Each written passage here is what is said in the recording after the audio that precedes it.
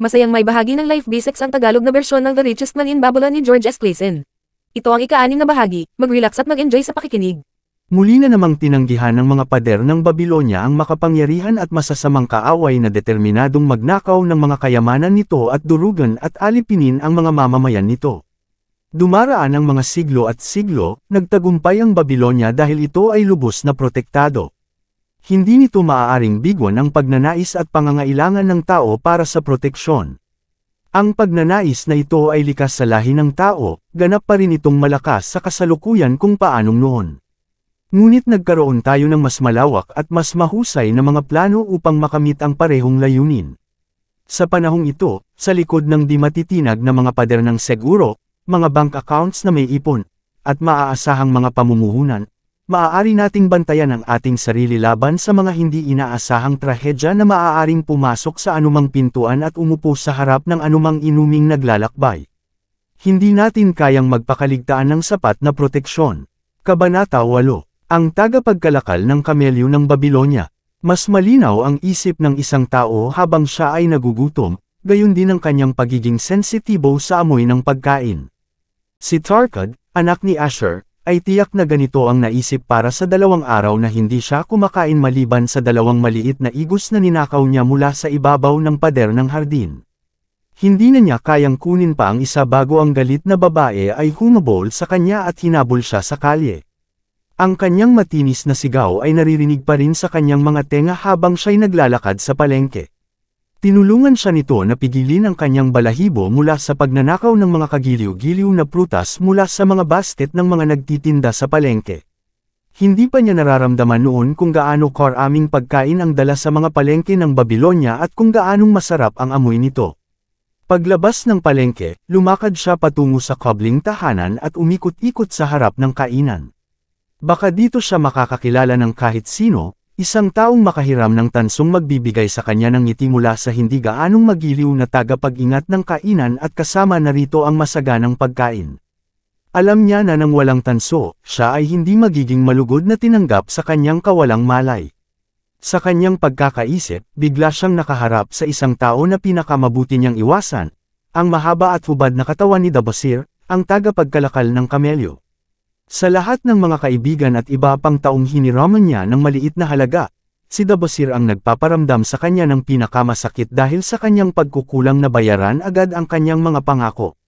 Nangiti ang kanyang mukha sa pagkakita sa kanya, ang dila ay nandito, ang kaharapang ito na hinahanap ko upang mabayaran niya ang 2 pirasong tanso na hiniram niya sa akin 1 buwan na ang nakaraan, pati na rin ang pirasong pilak na hiniram niya sa akin noon pa. Tayo'y mabuti ngayong nagkita, maaari kong magamit ang mga barya ngayong araw. Ano ang iyong sinasabi, bata? Nangangapa si Tarkad, at ang kanyang mukha ay namumula. Wala siyang lakas sa kanyang tiyan upang labanan ang malakas na salita ni Dabasir. Paumanhin, lubos akong paumanhin, ang kanyang bolyo ay mahina. Ngunit sa araw na ito, wala akong tanso o pilak na maipambabayad sa kanila. At sinabi ni Dabasir na tiyak, maaari kang makakuha ng ilang tanso at 1 piraso ng pilak upang bayaran ang kabutihan ng isang matandang kaibigan ng iyong ama na tumulong sa iyo noong ikaw ay nangangailangan. Dahil ang masamang kapalaran ay sumusunod sa akin na hindi ako makapagbayad. Ang masamang kapalaran ay sumusunod sa bawat tao na mas iniisip ang pagnenegosyo kaysa pagbabayad. Halika na't kumain ako, gutom na ako at nais kong magkwento. Nawalan ng pag-asa si Tark habang iniisip niyang kailangang umupo siya rito at uminom ng tubig habang pinanunod niya ang lalaking ito na kumain ng buong hita ng kambing. Hindi ko alam kung paano ang buong mundo ay maaaring magmukhang may ibang kulay kaysa sa totoo nito. Ito ay baka sa pamamagitan ng bato, sabi ni Dabasir. Totoo ba yan? Tanong ni Tark. Oo, dahil ako mismo ay nakakita ng mundo na may ibang kulay kaysa sa totoo nito. At ang kwento na aking sasabihin ay magpapaliwanag kung paano ko nakita ito sa tamang kulay muli, sabi ni Dabasir. Tahimik na nagangkin ang mga tagapamahayag habang inilalapit nila ang kanilang mga pagkain. Si Tark lang ang walang pagkain. Si Dabasir ay hindi nag-aalok na magbahagi sa kanya o kahit na magpakita man lang na kumuha ng isang maliit na bahagi ng tinapay para sa kanya. Sinimulan ni Dabasir ang kanyang kwento. Nang ako'y bata pa, patuloy ni Dabasir pagkatapos ng isa pang pag-atake sa kanyang pagkain, natutunan ko ang gawaing pananahi ng aking ama. Nagtrabaho ako kasama siya sa tindahan at nag-asawa. Bagamat bata pa at hindi gaanong bihasa, kumikita ako ng kaunti, sapat lamang upang suportahan ang aking mahusay na asawa ng maayos. Ngunit nagnanais ako ng mga bagay na hindi ko kayang bilhin. Mabilis kong napansin na pinagkakatiwalaan ako ng mga tindero kahit hindi ko kayang magbayad sa oras. Hindi ko alam na ang naglalaan ng higi. Mabilis kong napansin na pinagkakatiwalaan ako ng mga tindero kahit hindi ko kayang magbayad sa oras. Hindi ko alam na ang naglalaan ng higit sa kanyang kikitain ay nagtatanim ng hangin ng walang kabuluhan na kaluguran na tiyak na aanihin niya ang pagsisisi at pagpapahiya. Kaya't ipinagkakasya ko ang aking mga kagustuhan para sa magarang kasuotan at binili ang mga luho para sa aking mahal na asawa at tahanan namin ng labi sa aming kakayahan.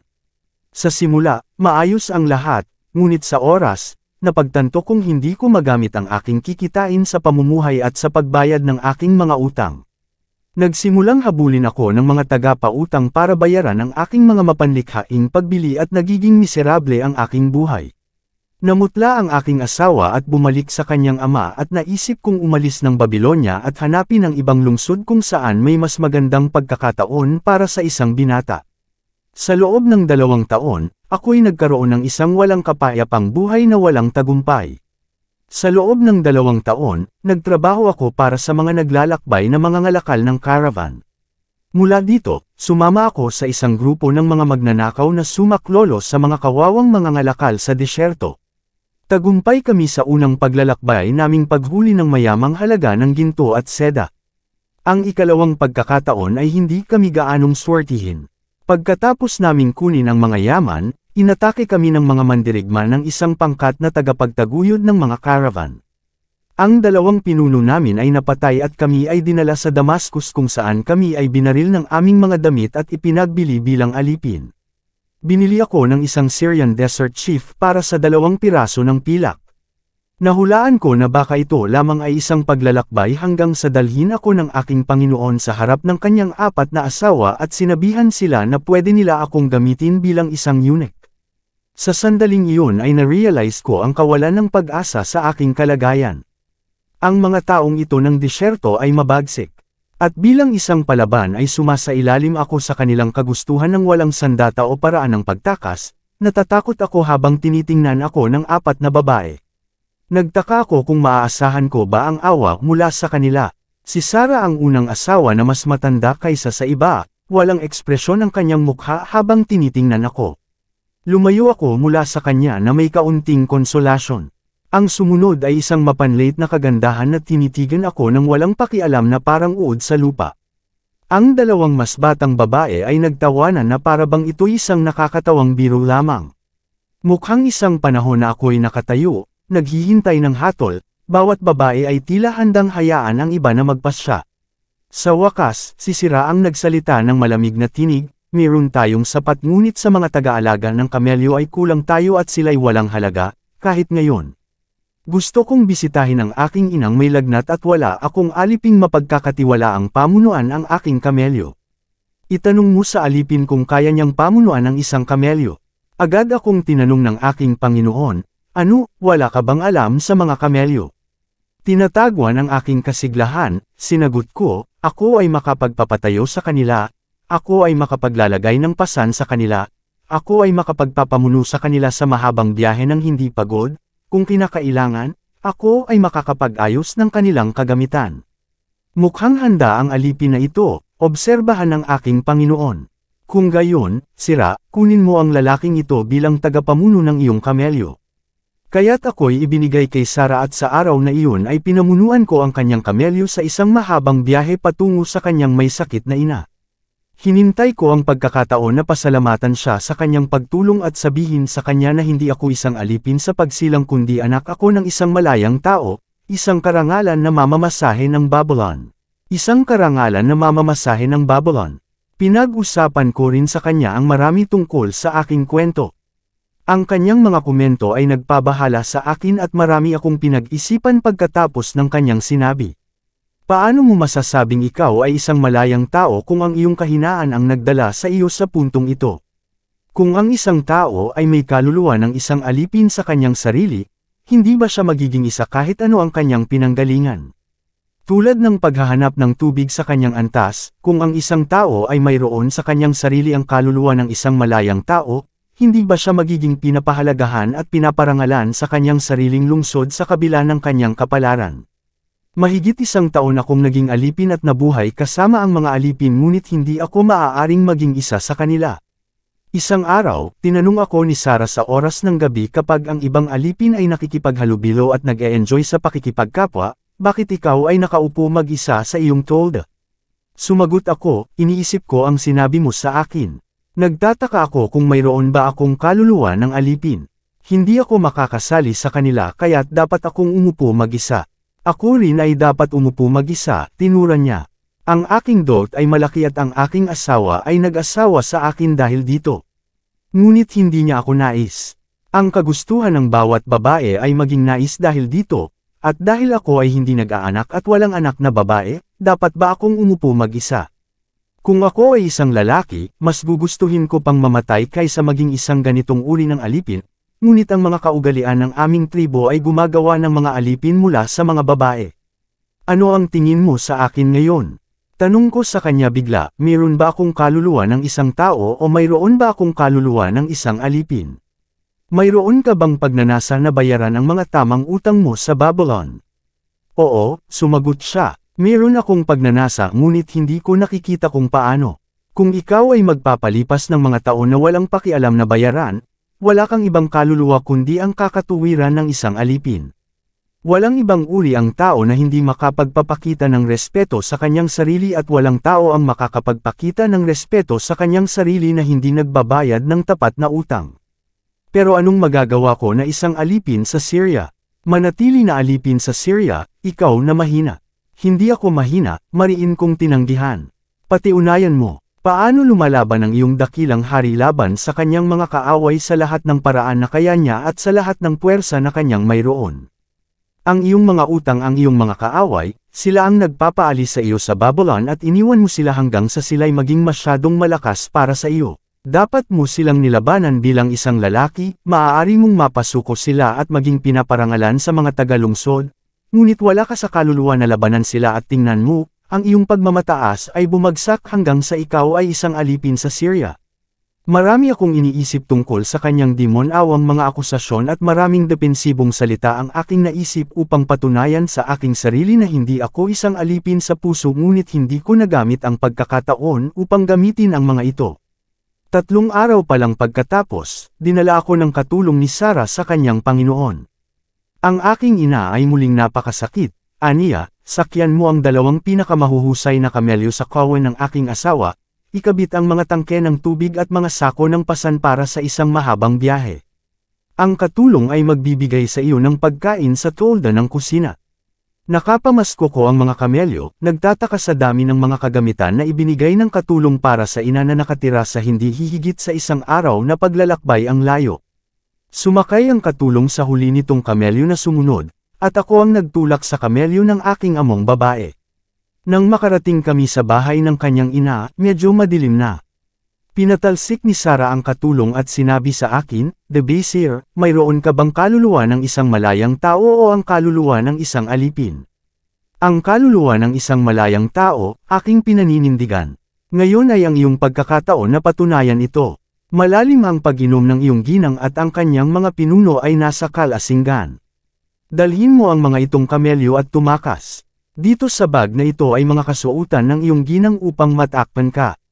Sasabihin ko na ninakaw mo ang mga kamelyo at tumakas habang ako ay bumibisita sa aking may sakit na ina. Meron kang kaluluwa ng isang reyna, sinabi ko sa kanya. Nais ko rin na maipadama sa iyo ang kaligayahan, tugon niya, ngunit ang kaligayahan ay hindi naghihintay sa babaeng tumatakas na asawa na naghahanap nito sa malalayong lupain sa gitna ng mga banyagang tao. Ikaw ay magtungo sa iyong sariling daan at naway ang mga Diyos ng disyerto ay magbigay ng proteksyon sa iyo sapagkat ang daan ay malayo at walang pagkain o tubig. Hindi ko na kailangan pang pilitin pa ang sarili ko, ngunit nagpasalamat ako ng buong puso sa kanya at naglakbay sa gitna ng gabi. Hindi ko alam ang kakaibang bansa at may kaunting ideya lamang ako kung saan matatagpuan ang Babylonia, ngunit matapang akong lumakbay patungo sa disyerto patungo sa mga bundok. Sumakay ako sa isang kamelyo at dinala ang isa pa. Buong gabi akong naglakbay at sa buong sumunod na araw, itinulak ako ng kaalaman ng nakababahalang kapalaran na naghihintay sa mga alipin na nagnakaw ng ari-arian ng kanilang mga Panginoon at nagtatangkang tumakas. Sa huling bahagi ng hapon, dumating ako sa isang mabatong lugar na hindi matirhan tulad ng disyerto. Sinugitan ng matalas na bato ang paa ng aking tapat na kamelyo at mabilis silang naglakad ng may kirot. Hindi ako nakatagpo ng tao o hayop at maaari kong maunawaan kung bakit itinakuwil nila ang inhospital na lupain na ito. Ang paglalakbay mula noon ay isa na lamang sa ilang tao ang nakakabalita. Araw-araw ay nagpatuloy kami, nauubos ang pagkain at tubig, ang init ng araw ay walang awa. Sa katapusan ng ika-9 na araw, bumaba ako mula sa likuran ng aking sasakyan na may pakiramdam na napakahina na ako upang kailanman ay hindi na bumangon at tiyak na mamamatay sa liwanag na itong abandonadong bansa. Nagpatira pa ako sa lupa at natulog, hindi nagising hanggang sa unang sinag ng araw. Umupo ako at tiningnan ang paligid ko. May kahimbangan sa umagang hangin, nakalugmok ang aking mga kamelyo hindi kalayuan. Sa paligid ko ay isang malawak na lugar ng sirang lupa na nababalot ng mga bato, buhangin, at mga matatangyas na bagay. Walang tanda ng tubig, wala ring makain para sa tao o kamelyo. Maari bang sa kapayapaang ito ay hinaharap ko na ang aking wakas? Ang aking isipan ay mas malinaw kaysa kailanman bago. Ang aking isipan ay mas malinaw kaysa kailanman bago. Ang aking katawan ngayon ay tila walang halaga, ang aking labi na tuyo at sugatan, ang aking dila na uhaw at namamaga, ang aking tiyan na walang laman, lahat sila'y nawala na ng kanilang pinakamalalim na hirap mula sa araw bago. Tumingin ako sa kabilang banda sa hindi imbitadong distansya at muli akong hinamon ng tanong, mayroon ba akong kaluluwa ng isang alipin o kaluluwa ng isang malayang tao? Sa kasalukuyang kailanman, napagtanto ko na kung mayroon akong kaluluwa ng isang alipin, dapat kong sumuko, magpahinga sa disyerto, at mamatay, isang nararapat na wakas para sa isang tumatakas na alipin. Ngunit kung mayroon akong kaluluwa ng isang malayang tao, ano nga ang mangyayari? Tiyak na lalaban ako pabalik sa Babylonia, babayaran ang mga taong nagtiwala sa akin, dalhin ang kaligayahan sa aking asawang tunay na nagmamahal sa akin, at dalhin ang kapayapaan at kasiyahan sa aking mga magulang. Ang iyong mga utang ay ang iyong mga kaaway na nagpal-ayas sa iyo sa Babylonia, sabi ni Sarah. Oo, ganito nga ang nangyari. Bakit ko ba tinanggihan na ipagtanggol ang aking sarili tulad ng isang tunay na lalaki? Bakit ko pinayagan ang aking asawa na bumalik sa kanyang ama? Nangyari ang isang kakaibang bagay. Biglang nag-iba ang kulay ng buong mundo, tila nga'y tinitingnan ko ito sa pamamagitan ng isang malamig na bato na biglang tinanggal. Sa wakas, nakita ko ang tunay na halaga ng buhay. Mamatay sa disyerto, hindi ako. Sa isang bagong pananaw, nakita ko ang mga bagay na dapat kong gawin. Una, babalik ako sa Babylonia at haharapin ang bawat tao na mayroon akong hindi nabayarang utang. Sasabihin ko sa kanila na matapos ang mga taon ng paglalakbay at malas, ako ay bumalik upang bayaran ang aking mga utang sa abot ng aking makakaya. Susunod, gagawa ako ng tahanan para sa aking asawa at magiging isang mamamayan na dapat ipagmalaki ng aking mga magulang. Ang aking mga utang ay ang aking mga kaaway ngunit ang mga taong mayroon akong utang ay ang aking mga kaibigan sapagkat sila ay nagtiwala at naniwala sa akin. Halos wala ng lakas ako, ngunit nagpapasalamat ako ng malakas habang itinatayo ang aking sarili. Ano nga ba ang kahalagahan ng gutom? Ano ang halaga ng uhaw? Sila'y mga pangyayari lamang sa daan patungo sa Babylonia. Sa loob ko, ang naglalakihang kaluluwa ng isang malayang tao na bumabalik upang talunin ang kanyang mga kaaway at gantimpalaan ang kanyang mga kaibigan ay nagbubulay-bilay. Sumigla ang aking puso sa malaking desisyong ito, nagliwanag ang mga matamlay kong mata sa bagong tono ng aking malabong boses. Sa malaking pagsisikap, pagkatapos ng maraming pagtatangkang sila'y nagtagumpay sa kanilang pagtayo ng may kawawang pagtitiyaga itinulak nila ang kanilang sarili patungo sa hilaga kung saan may isang bagay sa loob ko na nagsabi na makikita namin ang Babylonia natagpuan namin ang tubig pumasok kami sa mas mabungang lugar kung saan may damo at prutas natagpuan namin ang daan patungo sa Babylonia dahil ang kaluluwa ng isang malayang tao ay tumitingin sa buhay bilang isang serye ng mga problemang dapat malutas at malulutasan ang mga ito habang ang kaluluwa ng isang alipin ay nagre magreklamo anong magagawa ko na ako'y isang alipin kung paano pa nga ba sa pag-aalaala ang pag-ulo ng iyong tiyan ay ginagawang masyadong malinaw ang iyong isipan hindi ka handa na sumakay sa daang patungo sa dignidad ng sarili hindi mo ba makikita ang mundo sa totoong kulay nais mo bang bayaran ang iyong mga utang sa tapat kahit gaano karami ang mga ito at muling maging isang taong iginagalang sa Babilonya dumating ang kahalumigmigan sa mga mata ng binata siya'y nagtayo ng may kasiglahan sa kanyang mga tuhod pinakita mo sa akin ang isang pangitain ngunit paano ka nagtagumpay sa iyong pagbabalik tanong ng isang interesadong tagapakinig kung saan may determinasyon ay may paraan sagot ni Dovacer mayroon na akong determinasyon kaya't naghanda ako na hanapin ang paraan una kong binisita ang bawat tao na aking inutang at ipinamamanhik ang kanilang pagpapatawad hanggang sa aking makuha ang sapat na upang mabayaran ang mga ito karamihan sa kanila ay masayang sumalubong sa akin may ilan ang sumumpa sa akin ngunit may iba na nag-alok na tulungan ako isa nga ang nagbigay sa akin ng mismong tulong na kailangan ko iyon si Mython ang mga ngalakal ng ginto nang malaman niyang ako ay isang tagapalakang Kamelek sa Syria sinugo niya ako kay matandang Navy Tour ang mga ngalakal ng kamelyo na itinalagan ng ating mabuting hari upang bumili ng maraming kawan ng matibay na kamelyo para sa dakilang paglalakbay sa kanya ako ginamit ang aking kaalaman sa mga kamelyo nang unti-unti ay nakapagbayad ako ng bawat sentimo at bawat pirasong pilak sa wakas ay maaari na akong tumayo ng may dangal at maramdaman na ako ay isang marangal na tao muli sa paningin ng mga tao muli ay kumain si Dovacer at tumingin sa kanyang pagkain Coscor ikaw escargot tawag niya ng malakas upang marinig sa kusina ang pagkain ay malamig dalhin mo sa akin ang mas maraming karne na sariwa mula sa pag-iinit dala mo rin isang napakalaking piraso para kay Tarkad ang anak ng aking dating kaibigan na nagugutom at kakain kasama ko. Sa ganitong paraan natapos ang kwento ni Davos dito ang mga ngalakal ng kamelyo ng lumang Babilonya natagpuan niya ang kanyang sariling kaluluwa nang siya'y maunawaan ang isang dakilang katotohanan isang katotohanang kilala at ginamit ng mga pantas na matagal na bago ang kanyang panahon ito ay nagdala ng mga tao ng lahat ng edad mula sa mga kahirapan tungo sa tagumpay at ito'y magpapatuloy sa paggawa ng ganito para sa mga taong may karunungan na maunawaan ang kapangyarihan nito. Ito ay para sa sinumang tao na nais gamitin ang mga linyang ito kung saan may determinasyon ay may paraan mababatid. Kabanata Siyam. Ang mga lupaing luwad mula sa Babilonya mga santo sa Kolehiyo ng Kababaihan Universidad ng Nottingham Newark on Trent Nottingham ika-21 ng Oktubre taong 1934. Profesor Franklin Caldwell Care ng British Scientific Expedition Hilo Mesopotamia mahal kong profesor ang 5 tabletang luwad mula sa iyong kamakailang paghuhukay sa mga labi ng Babilonya ay dumating sa parehong barko na may kasamang iyong sulat na ako ay nasiyahan ng lubos at naglaan ng maraming masayang oras sa pagsasalin ng kanilang mga inskripsyon dapat sana ay sinagot ko ang iyong sulat agad ngunit naantala hanggang sa aking matapos ang pagsasalin na nakalakip sa mga tablet na dumating ng walang pinsala dahil sa iyong maingat na paggamit ng preservatives at mahusay na pag-impake. Ikaw ay magugulat tulad naming dito sa laboratorio sa kwento na kanilang inilalarawan.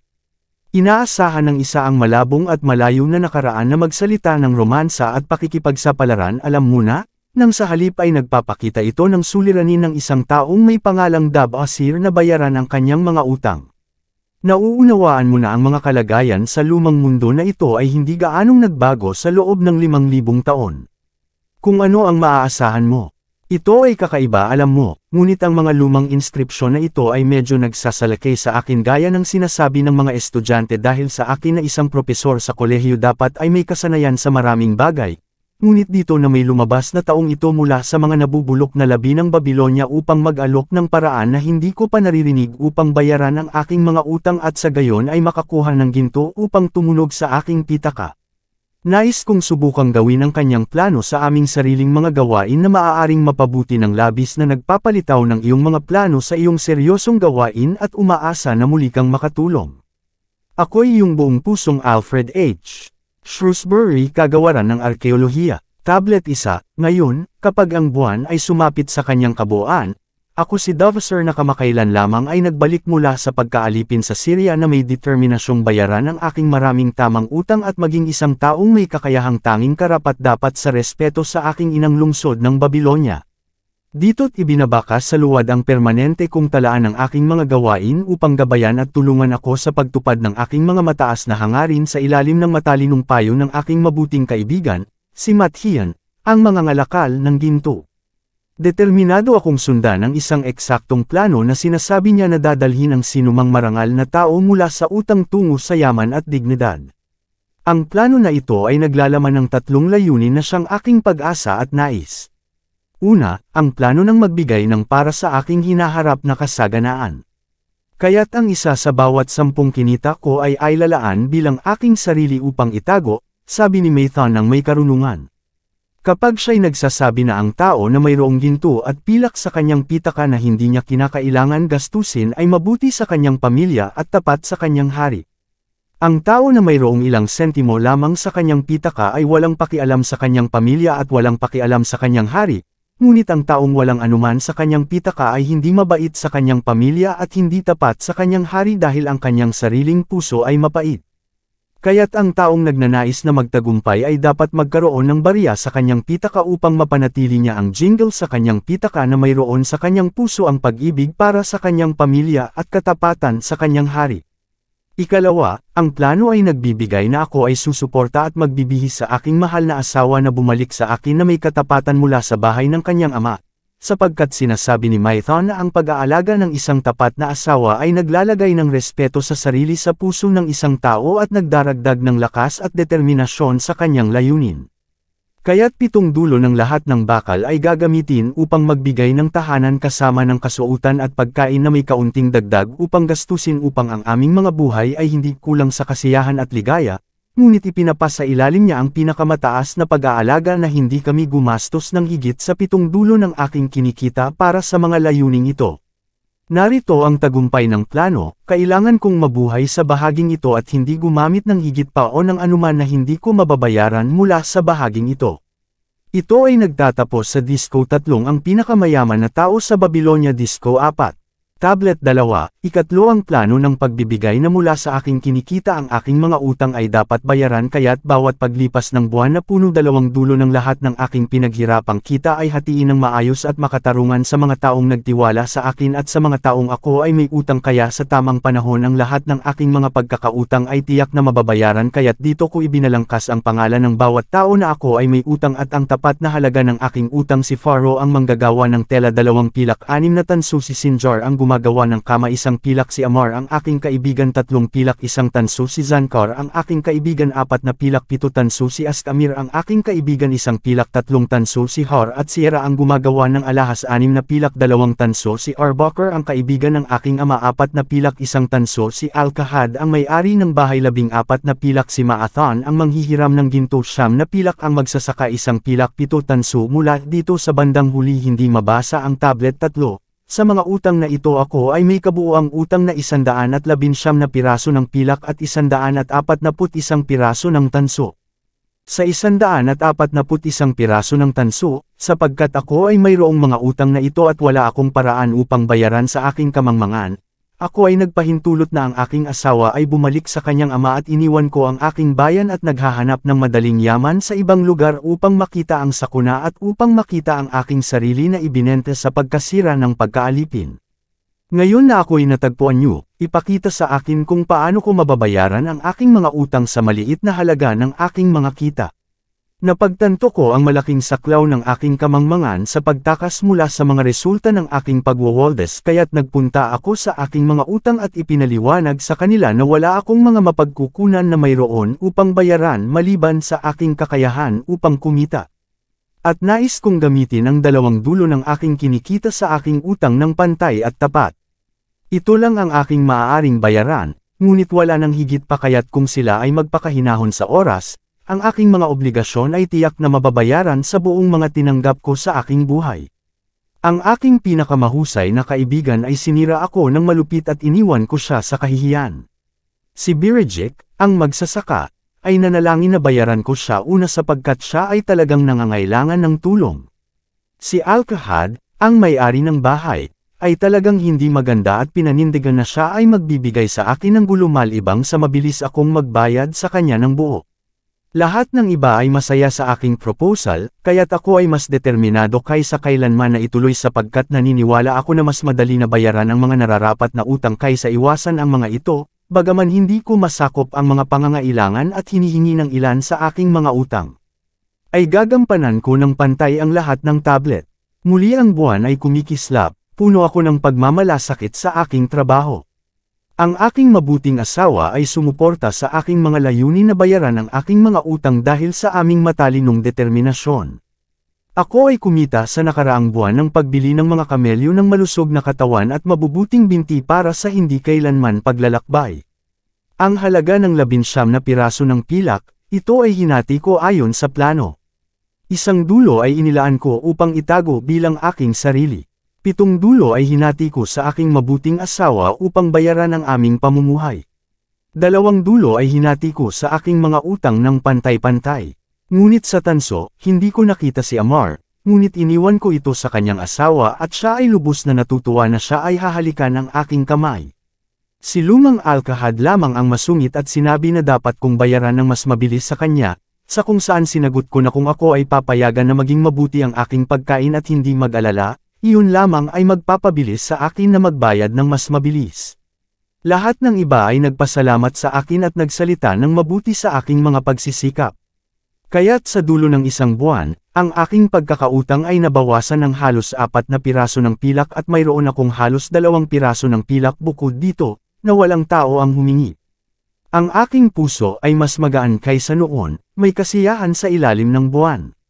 Muli ang buwan ay kumikislap, puno ako ng pagmamalasakit, ngunit may mahinang tagumpay. Ngayon lamang ako nakabili ng ilang kamelyo, lamang 11 piraso ng pilak ang aking kinita. Gayunpaman, ang aking mabuting asawa at ako ay sumusunod sa plano, kahit na hindi kami bumili ng bagong Raymond at kumain ng kaunti ngunit mga damo. Muli akong nagbayad ng 1 dulo ng 11 piraso habang kami ay nakatira sa 7 dulo. Ako ay nagulat ng pinuri ni Omar ang aking bayad kahit na maliit, kaya't si Birejik ay nangumusta. Ang alak ay nagalit ngunit nang sabihin na ibalik ang kanyang bahagi kung hindi niya naisin ito, siya ay nagkaroon ng pakikipagkasundo ang iba gaya ng dati ay nasisiyahan. Muli ang buwan ay kumikislap, puno ako ng kasiyahan. Ako ay nakakuha ng isang magandang kawan ng mga kamelyo at bumili ng maraming malusog. Maraming salamat sa pagsubaybay ng The Richest Man in Babylon ni George S. Clason. Huwag kalimutang mag-subscribe para maging updated ka sa mga magagandang kwento dito lang sa Life Basics.